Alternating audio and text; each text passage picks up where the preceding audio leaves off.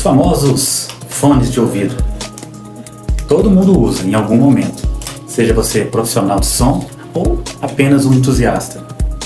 Os fones de ouvido são muito importantes para você que é gamer, para você que é profissional do som, seja DJ ou músico ou trabalha em estúdio, ou até para você que acaba usando fone de ouvido para se livrar daquelas conversas chatas, para se concentrar na academia ou mesmo para evitar de atrapalhar o ouvido alheio.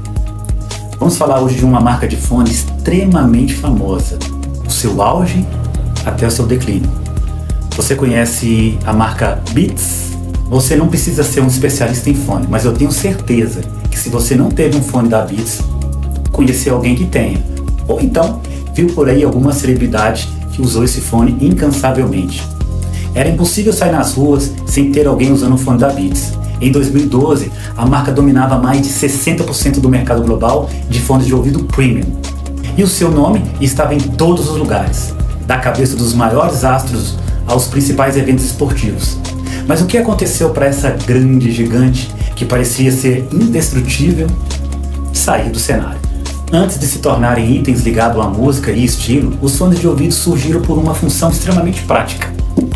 Em 1910, o inventor Nathaniel Baldwin criou o primeiro modelo funcional para melhorar a comunicação em ambientes ruidosos. A invenção foi logo adotada por quem? Pelos militares, sendo essencial durante as guerras para garantir instruções claras em meio ao caos. Ainda assim, os fones permaneceram extremamente restritos a usos técnicos, longe do entretenimento ou, como a gente vê hoje, da cultura pop. No cenário dos DJs e produtores já se usavam fones de qualidade, mas nada que saísse desse ambiente restrito. Os fones eram potentes, porém pouco acessíveis ou pouco desejáveis fora dos estúdios e cabines de som. Para a maioria das pessoas, o fone era só um acessório extremamente descartável, um complemento dos tocadores de música portáteis, sem aquele apelo visual ou apelo emocional de identidade. Porém, em 2006, o rapper e produtor Dr. Dre percebeu essa lacuna. O cara foi esperto. Enquanto dispositivos como o iPod revolucionaram a forma de ouvir música, a qualidade do som entregue pelos fones disponíveis ainda era bem ruim. E o que pegou foi o seguinte: para um produtor musical, isso era desperdício do trabalho feito em um estúdio. Em vez de reclamar, o que o Dr. Dre fez? Viu uma oportunidade de mercado de criar um fone que não fosse apenas técnico, mas que também tivesse um apelo extremamente emocional. Um produto que unisse, além do design marcante, estilo e um som, entre aspas, poderoso, mesmo que com graves extremamente exagerados. Os fones da Beats com certeza mudaram o mundo, trazendo a qualidade do áudio para o dia a dia das pessoas comuns e, claro, fazendo do fone um símbolo de cultura e estilo. No entanto, Dr. Dre não poderia fazer esse fone sozinho, ele precisava de uma outra cabeça pensante e se uniu ao produtor Jim Lavigne. Daí sim, eles lançaram a marca Beats e foi um estouro, com um design moderno, cores vibrantes e embalagens que reforçavam o desejo. Eu tive dois fones da Beats. Além do apelo de marketing, foi sem dúvidas a embalagem. Aquilo era um deleite só de você abrir. Você percebia a qualidade da embalagem, os encartes que vinham dentro. Vinha uma sacola, uma espécie de uma bag para você guardar o fone. O fone possuía alguns cabos destacáveis e realmente ele já ganhava o seu coração só pela embalagem. E isso reforçou muito o desejo em ter aquele produto. A Beats transformou o fone em um acessório de moda, um símbolo de identidade, algo tão importante quanto um tênis de marca que a gente vê por aí, ou mesmo um óculos de grife, um óculos de sol. Tecnicamente, os primeiros modelos não impressionavam as pessoas que usavam, principalmente as pessoas que tinham um ouvido mais sensível, os audiófilos. Tinha um som desequilibrado e de baixa fidelidade. Mas, para o público em geral, que estava acostumado a usar fones simples e sem graves, a experiência era revolucionária. Era como redescobrir a música.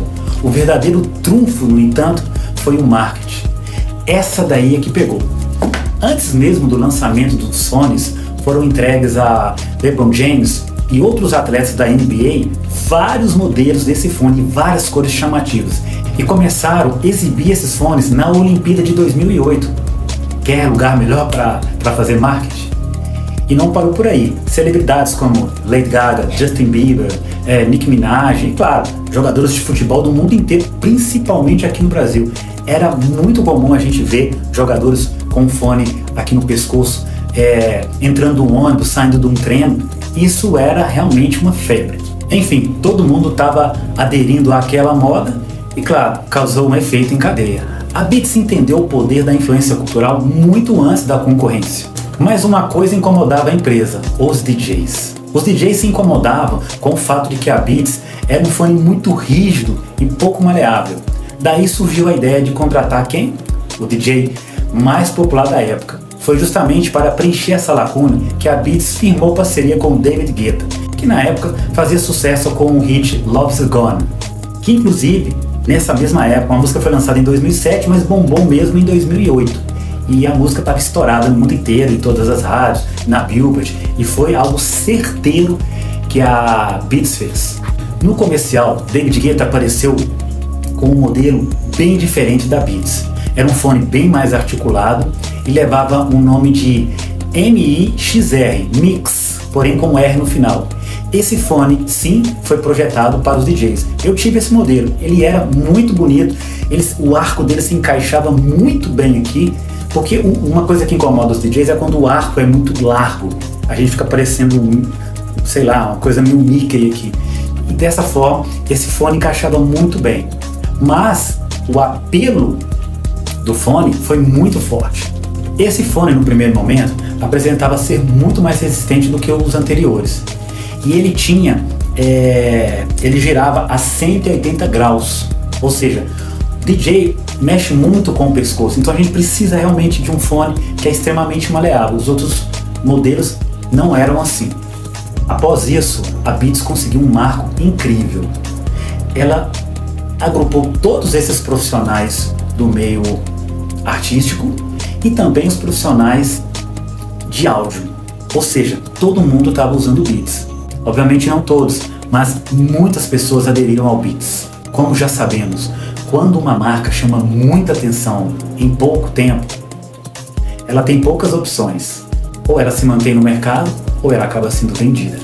E foi aí que em 2014 a Apple comprou a Beats por 3 bilhões de dólares, sua maior aquisição até então. Para muitos o movimento parecia estranho, já que a Apple não era conhecida como compradora de produtos e nem marcas, ela mesmo desenvolvia todos os seus produtos, mas a Apple tinha um porquê de comprar essa empresa. Ela queria simplesmente eliminar a concorrência e principalmente incorporar o serviço de streams chamado de Beat Music, que foi o propulsor do Apple Music. Porém, com a aquisição da Beats, a Apple começou a focar em seus próprios produtos, como os AirPods, que dominaram o mercado premium de fones sem fio. O que de fato aconteceu é que a própria Apple foi apagando a Beats pouco a pouco. E aí a Beats deixou de ser o centro das atenções e passou a servir somente para a estratégia maior da Apple, perdendo inovação e relevância. Hoje, os produtos da marca Beats, eles são pouco encontrados, mas eles existem. Se você entrar hoje mesmo, eu entrei no site da Apple e eles estão lá, mas eles são escondidos. Você tem que digitar no espaço de busca, aí aparece um modelo ou outro, um cabinho USB-C ou até mesmo uma caixinha desses modelos tipo portáteis que tem por aí. E 3 ou 4 modelos de fone, mas extremamente assim, bem nada revolucionário como foi no passado. Após toda essa euforia, obviamente os DJs pararam de usar e as pessoas também largaram o Beats de lado. Apesar dessa euforia toda da Beats, ela nunca foi favorita dos profissionais. Seu foco sempre esteve no público geral e no apelo de estilo. Seu legado, no entanto, é inegável, sem dúvida. Foi a primeira a transformar um fone de ouvido em um objeto de desejo cultural, abrindo caminho para que o áudio pessoal se tornasse parte da identidade de milhões de pessoas ao redor do mundo. Agora, um fato curioso que começa a pegar para o fone da Beats. Na época desse hype todo, alguns técnicos especializados realizaram um processo de engenharia reversa. O que quer dizer isso? eles desmontavam os aparelhos, no caso o Beats, e perceberam que o fone de entrada da marca revelaram dados surpreendentes. Vendido por cerca de R$ 1.095, isso na conversão da época. O fone tem um custo de fabricação equivalente a apenas R$ 32. A peça mais cara custava aproximadamente R$ 14. E cerca de 30% do peso total vem de peças de metal que não tem nenhuma função técnica. Foram colocadas apenas para transmitir aquela sensação de robustez, de qualidade. Olha, o fone é pesado, ele é bom, né? O ponto mais crítico, segundo os especialistas, são os drives. Os drives são os próprios alto-falantes, né? Os componentes que geram o som. Eles constataram que são genéricos, sem qualquer customização. É como se você comprasse um equipamento na feira. Os Beats eram iguais usados os fones de baixo custo vendidos por aí no varejo informal. Ou seja, trata-se de um produto com qualidade técnica bastante inferior ou duvidosa, mas comercializado como se fosse premium. Hoje, a Beats pode não brilhar como antes, sem dúvida, mas seu legado é inegável. Com certeza fez muito barulho. Ela conseguiu vender fone tecnicamente questionável ou ruins ou péssimos, como se fosse uma peça de alta engenharia sonora e com estilo. No fim das contas, talvez o som não fosse lá essas coisas, mas e o marketing? Esse sim foi digno de Grammy, porque criar desejo com tão pouco é no mínimo uma revolução. Até a próxima!